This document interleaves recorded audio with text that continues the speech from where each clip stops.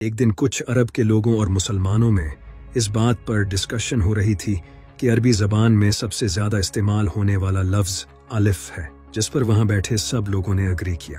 तभी मेरे मौला अली अलैहिस्सलाम खड़े हुए और अल्लाह और उसके प्यारे रसूल हज़रत मोहम्मद सल्लल्लाहु अलैहि वसल्लम की शान में एक शानदार खुतबा दिया, और इस पूरे खुतबे में कहीं भी अलिफ लफ्ज़ इस्तेमाल नहीं हुआ। यह है वो खुतबा, यहाँ कहीं भी अलिफ वर्ड का इस्तेमाल नहीं हुआ है, जबकि ये इतना बड़ा खुतबा है।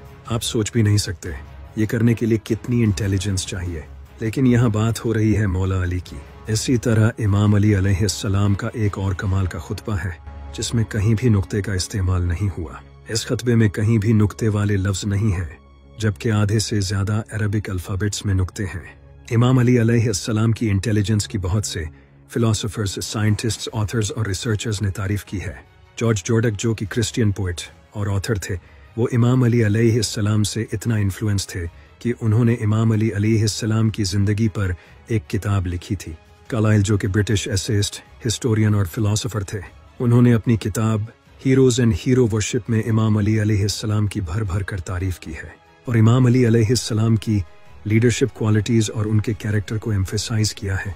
Baron Carra de Vaux, Ilya Pavlovich Petrushevsky, George Zaidan, Gibran Khalil, Washington Irving, Rudolf ज़िगुर, विल डुरैंट, लामंस, रेनल्ड अलेने निकलसन, इन सब ने इमाम अली अलैहिस्सलाम की तारीफ़ की है, जबकि इनमें से कोई भी मुसलमान नहीं है। इमाम अली अलैहिस्सलाम ने फरमाया, अल्लाह के अलावा कोई देखने वाला छुपे हुए रंग या नाजुक एज़ा को नहीं देख सकता। यहाँ इमाम अली अलैहिस्सलाम ने बताया है कि कई लाइट वेव्स या हिडन कलर्स ऐसे होते हैं जिसे इंसानी आंखें देख नहीं सकती। 1800 में इंग्लिश एस्ट्रोनॉमर विलियम हर्शल ने ऐसे ही हिडन कलर को डिस्कवर किया जिसे इंफ्रारेड रेज कहते हैं। इमाम अली अलैहिस्सलाम ने यहाँ ये भी बताया है कि हम इंसान अपने इर्द गिर्द कुछ ऐसे जानदारों से घिरे हुए हैं जिन्हें इंसानी आंखें देख नहीं सकती।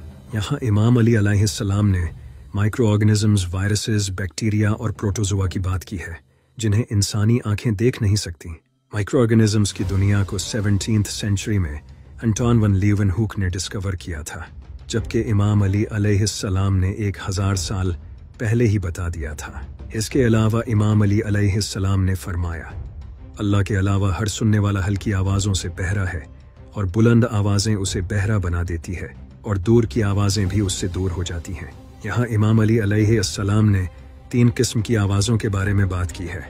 पहली वो आवाज़ है जो हम सुन नहीं सकते, जैसा कि जिस आवाज़ की फ्रीक्वेंसी 20 हर्ट्ज़ से नीचे होती है हम उसे सुन नहीं सकते।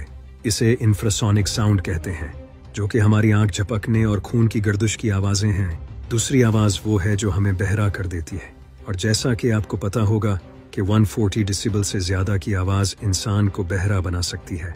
और तीसरी साउंड जिसकी इमाम अली अलैहिस्सलाम ने बात की है, यानी कि वो साउंड जो इंसान से दूर हो जाती हैं, यहाँ इमाम अली अलैहिस्सलाम ने स्पेस से आने वाली साउंड की बात की है, जिसे CMBR यानी कॉस्मिक माइक्रोवेव बैकग्राउंड रेडिएशन कहते हैं। ये जो पैराग्राफ आप देख रहे हो, ये एक बेस्ट सेलिंग बुक कोस्मोस का पैराग्राफ है जिसे कार्ल सगन ने लिखा था। कार्ल सगन नासा के वाइकिंग मिशन के डायरेक्टर थे, और इस पैराग्राफ में इन्होंने बताया है कि इस दुनिया के सारे जानदार अपने फंडामेंटल इंग्रेडिएंट्स पर सेम हैं। अब नहज उल बलागा में इमाम अली अलैहिस्सलाम का ये खुतबा पढ़ो। यहाँ इमाम अली अलैहिस्सलाम ने बिल्कुल यही बात बताई है, लेकिन आप तो जानते ही हैं कि इमाम अली अलैहिस्सलाम आज से 1400 साल पहले पैदा हुए थे और कार्ल सेगन 1934 में पैदा हुए थे। इसी तरह इमाम अली अलैहिस्सलाम ने नहज उल बलागा में फरमाया, बाप के दरमियान बाहमी प्यार बेटों के दरमियान रिश्ता पैदा करता है। रिश्ते को प्यार से ज़्यादा प्यार की ज़रूरत होती है। यहाँ इमाम अली अलैहिस्सलाम के कहने का मतलब ये है कि अगर 2 अफराद, मर्द या औरत, एक दूसरे को पसंद करते हैं या सच्चे दोस्त हैं, तो उनके बच्चे इस बिहेवियर के वारिस होंगे, यानी कि यही बिहेवियर उन बच्चों में भी पाया जाएगा। इसी तरह अगर मियाँ बीवी एक दूसरे से नफरत करते हैं तो यही नफरत इनके बच्चों को भी विरासत में मिलती है। इसे 19th सेंचुरी में डिस्कवर किया गया था। सबसे पहले ये बिहेवियर एपिजेनेसिस के जरिए केमिकल्स और फेरोमोन्स की फॉर्म में ट्रांसमिट होता है।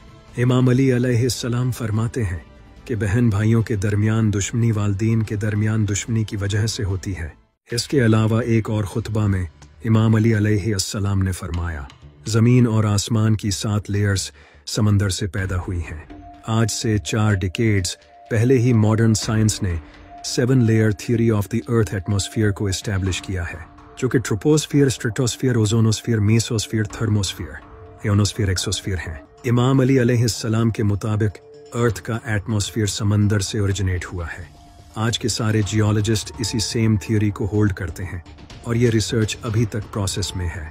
इसी खुतबा के सेकंड पार्ट में इमाम अली अलैहिस्सलाम ने माउंटेन रूट्स के कॉन्सेप्ट को रिवील किया कि जिसे 19th सेंचुरी में ब्रिटिश साइंटिस्ट ने इंडिया में डिस्कवर किया था।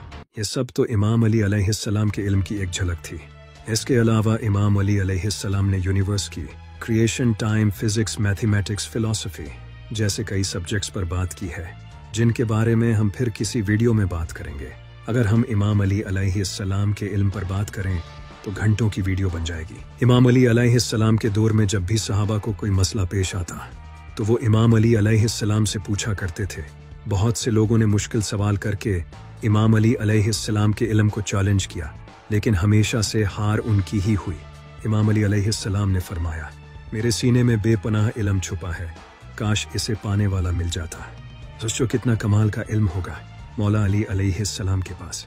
अगर मजीद ऐसी इस्लामी और मालूमाती डॉक्यूमेंट्री देखना चाहते हैं तो हमारे नजफ टीवी पेज को फॉलो करें।